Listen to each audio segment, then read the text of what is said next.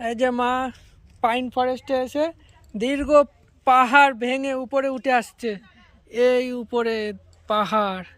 আমরা এসেছি আজকে সিটংয়ে পাহাড়ে। এই যে রিশু দুষ্টুমি করছে, ঠামি এখানে আসছে।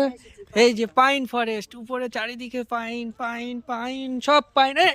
পাইনের মাঝখানে এটাকে, এত পারমিতা, এটাকে রিশু, এটাকে, এটা তো আমার মা মিস্টার মিসিস অঞ্জনা।